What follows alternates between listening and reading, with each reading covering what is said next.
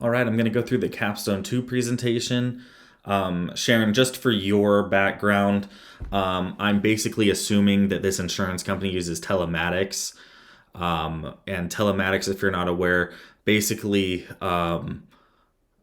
is a way that insurance companies can track your phone to see how fast you're going, where you're driving, when you're driving, and all those different factors. So this presentation kind of assumes that insurance company does use that information. So I'll get started here. All right, so Tyler Insurance Company, we has been seeing an increase in loss ratios. Our claims have been higher than normal, and they've been increasing at a steady rate. And so our goal is to decrease loss ratios by 5% within the next year. And we will do that by increasing premiums on the drivers that we consider are more risky. So in order to do this, we need to basically review the variables that make a policyholder more risky, and then increase the premiums for those policyholders. So by the end of this, we should be able to provide recommendations on what policyholders we should increase premiums for and what that criteria looks like. All right, so number of crashes per neighborhood. So as you can see here, this is a number amount on the left chart here. There's a number amount of crashes per neighborhood. As you can see here, there are three that stand out pretty significantly. That is Westwood, downtown, and Avondale area. Those are the three top areas. So if we see drivers driving in those locations or live in those locations, we may want to consider increasing premiums for them. On the right side, you can see the map of the fatal, injury, and property damage only claims. So throughout this presentation, we're going to assume that fatality and injury claims are a lot more expensive than just property damage only claims, because that's what we see in the industry. So the red here shows injury claims. As you can see, they kind of go in straight lines. That's because those are along main highways and freeways. The green around here is they tend to be, or those are property damage only claims, is the green. And those tend to be a little bit more on the outskirts of those main roads. So basically what we're seeing here is if the policyholders that drive more on the outskirts of the main streets and highways, they tend to have property damage only claims, which equate to less claim value. So they're a little bit less risky for those who drive on the outskirts a little more often. All right, as you can see in these charts, so the top is the female drivers, the bottom is the male drivers. And these charts show the number of crashes per age group and gender. So as you can see, the lowest is 17 and under. The highest is 18 to 25. This is just number of accidents total. And what we can see is the chart is extremely similar between male and female. Kind of the same trends, the same or similar amounts, and just similar structures to that chart, which basically show that although age does have an impact on risk as they go up and down, gender doesn't necessarily have an impact in terms of risk, in terms of just the number of claims in general. All right, as we can see here, this is the number of accidents by vehicle type. So this is a visual representation of the number of accidents for each vehicle type. So the top three that we see are midsize at 60,100, sport utility vehicles at 31,500, and the third highest is compact vehicles at 20,565. Those are our top three vehicles with the most accidents. Now, to be fair, it's not just important to look at the number of accidents. It's important to understand more of the percentages behind them. So what percentage of these different variables fall in between the severity level of the claim, whether it be fatal, injury, or property damage only claims. So here we'll start getting into the percentages.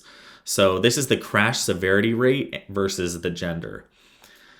So as you look at this pie chart, it seems that male is in blue and female is in pink. Female fatality rates are 0.15%, while males are almost doubled at 0.27%. That means that a male is way more likely to cause a fatality accident than females. And and here we have the injury rate is slightly higher for females than males in terms of percentage of injury claims. Now, with that being said, they're almost even for injury claims and fatality claims. Unfortunately, males do have a much higher chance of causing a fatality. So those it just shows that males are a little bit more risky in terms of the severity of the car accident. All right, and this is injury versus property damage by age group. And again, this is based on percentages. So as you can see, for 18 to 25 age group, 26 to 30, 31 through 40, and pretty much everything besides 17 and under, you're going to see about 0.25% be injuries and about 3/4 be property damage only. The only one where we don't see that is 17 and under, where slightly more than half of the accidents are or do involve injuries and are not just property damage, which shows that policyholders or drivers that are 17 and under tend to be a little bit or tend to be riskier as they cause more injury claims on a percent basis.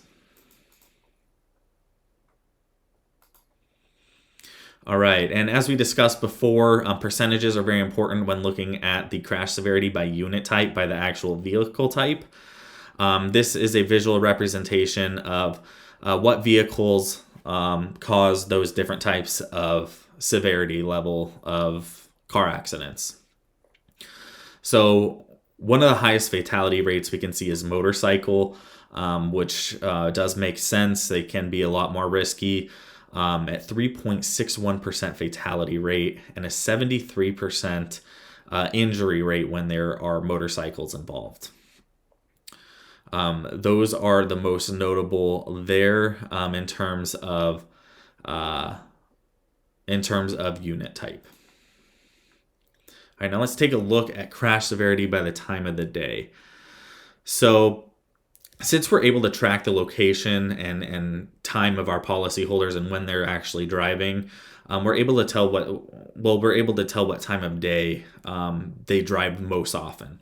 So as you can see, in the afternoon, evening, and morning, we have a fatality rate of 0.15%, 0.12, and 0.2. And at night, it jumps all the way up to 0.58.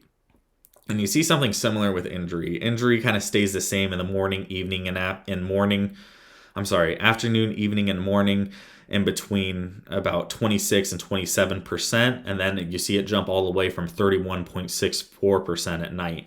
This basically tells us that policyholders who drive primarily at night may be a lot more risky, as they are as there is a greater chance that they will cause a more higher paying claim at the fatal or injury level.